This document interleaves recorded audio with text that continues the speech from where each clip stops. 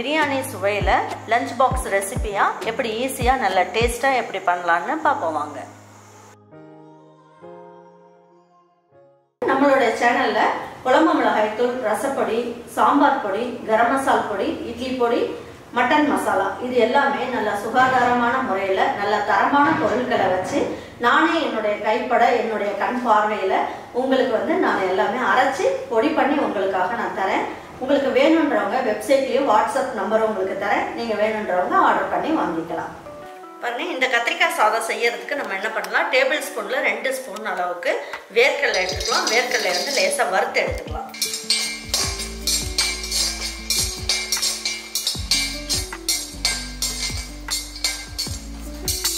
நல்லா வறுத்தாச்சு. இதை எடுத்து ஒரு கப்புக்கு மாற்றிக்கலாம்.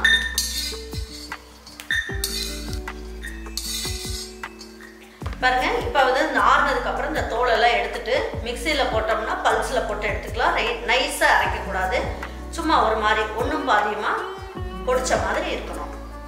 இதுக்கு தேவையான அளவுக்கு எண்ணெய் ஊற்றிக்கலாம். கடுகும் கடலைப்பருப்பும் போட்டுக்கலாம். அதுக்கு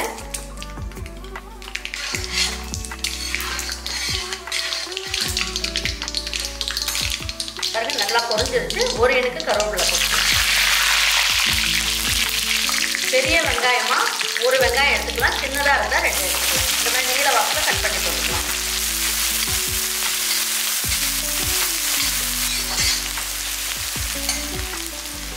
இந்த வெங்காயம் வதங்கும் போதே இந்த சாதத்துக்கு தேவையான அளவுக்கு உப்பையும் போட்டுடலாம்.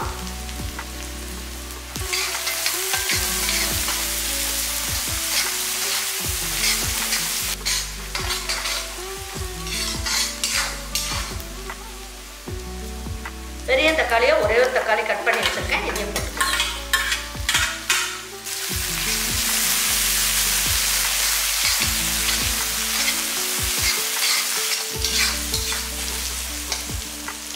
பாருங்க, ஒரு பிஞ்ச் அளவுக்கு மஞ்சள் தூள் போட்டுக்கலாம்.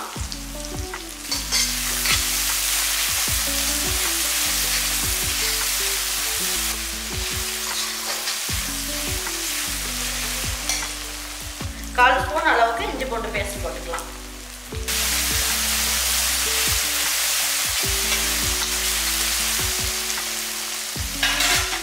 பாருங்க, இன்னைக்கு 1/4 கிலோ அளவுக்கு கத்திரிக்காய் வாங்கிட்டு வந்து இந்த மாதிரி கீழே மட்டும் கட் ஆகாமல் இந்த மாதிரி வச்சுக்கோங்க. அப்போ சாப்பிட்றதுக்கு நல்லா இருக்கும், பார்க்கறதுக்கும் நல்லா இருக்கும்.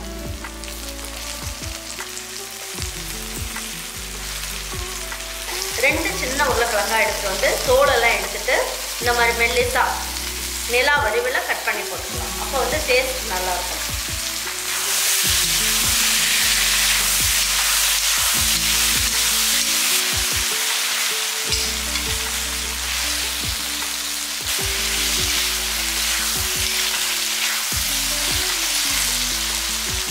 இன்றைக்கி நம்ம என்ன பண்ணலாம், நம்ம வீட்டு மட்டன் மசாலா இருக்கு இல்லையா, அது ஒரு 1/4 ஸ்பூன் அளவுக்கு, அதாவது டேபிள் ஸ்பூனில் ஒரு 1/4 ஸ்பூன் போட்டுக்கோங்க. சின்ன ஸ்பூனில் போடுற மாதிரி இருந்தால் 1 ஸ்பூன் போட்டுக்கோங்க.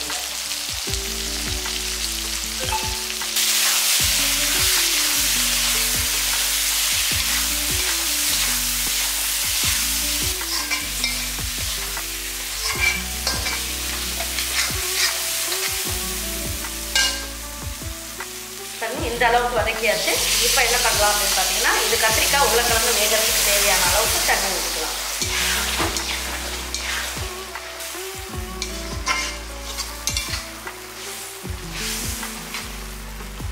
பாருங்க, தட்டை வச்சு மூடி வச்சிடலாம். ஹை ஃப்ளேமில் ஒரு 2 நிமிஷம் இருக்கட்டும், ஸ்லோ ஃப்ளேமில் ஒரு 2 நிமிஷம் இருக்கட்டும். அப்புறம் என்ன பண்ணணுங்கிறத சொல்கிறேன். 2 நிமிஷம் ஆயிடுச்சு. இப்போ எடுத்து பார்க்கலாம். கத்திரிக்காய் எல்லாமே நல்லா வெந்திருக்கு, எண்ணெயும் நல்லா கசிஞ்சு வந்துருக்கு. இப்போ என்ன பண்ணால் லேசாக ஒரு வாட்டி பெரட்டி விடலாம். ரொம்ப நேரம் பெரட்டிட்டு இருந்தோம்னா கத்திரிக்காய் உடஞ்சிரும். 1 டேபிள் ஸ்பூன் அளவுக்கு தேங்காய் இருக்கு இல்லைங்களா, தேங்காய் துருவல் போட்டுக்கலாம். இப்போ ஸ்லோ ஃப்ளேமில் வச்சிடலாம். மூடியும் வச்சு மூடி வச்சிடலாம். இப்போ எடுத்து பார்க்கலாம் எப்படி இருக்குன்ட்டு. நல்லா தேங்காயெல்லாம் போட்டதுக்கப்புறம் ஸ்லோ ஃப்ளேமில் வச்சுருந்தோம் இல்லைங்களா, இந்த மாதிரி வந்துருக்கு பாருங்கள். இப்போ இந்த உருளைக்கிழங்கும் பாருங்கள் நல்லா வெந்திருக்கும். நல்லா வெந்துருச்சு. பாருங்கள், இந்த வேர்க்கடலையில் மேலே இருக்க தோலெல்லாம் எடுத்துகிட்டு லேசாக அந்த இடிக்கிற கல் வச்சு இடித்து வச்சுருக்கேன். இப்போ இந்த வேர்க்கடலையும் போடலாம்.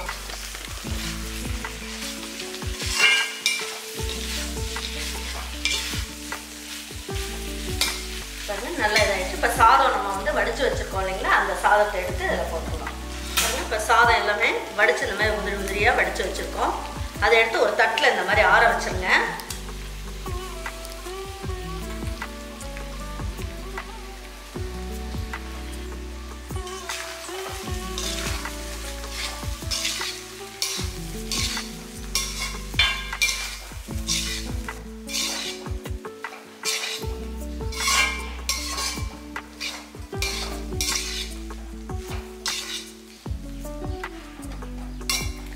சூப்பரான கத்திரிக்காய் உருளைக்கிழங்கு சாதம் ஜம்முன்னு ரெடி ஆயிடுச்சு. இப்போ மல்லி இலையை தூவி விட்டுடலாம். கொஞ்சம் கருவேப்பிலை, மல்லி இலை எல்லாமே போட்டுடலாம். போட்டுட்டு தட்டை வந்து மூடி வச்சிடலாம். இப்போ ஒரு நிமிஷம் வந்து இந்த சாதத்துக்குள்ள எல்லாம் நமக்கு இந்த உப்பு காரம் எல்லாமே பிடிக்கணும். இதெல்லாம் ஒன்று ஒரு 2 நிமிஷம் மட்டும் ஸ்லோ ஃப்ளேமில் இருக்கட்டும்.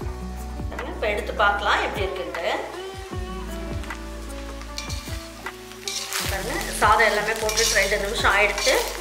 நல்லா சூப்பராக எல்லா காரம் உப்பு எல்லாமே நல்லா உரைச்சிருச்சுக்காங்க. வாங்க இப்போ எடுத்து வச்சு பரிமாறிக்கலாம்.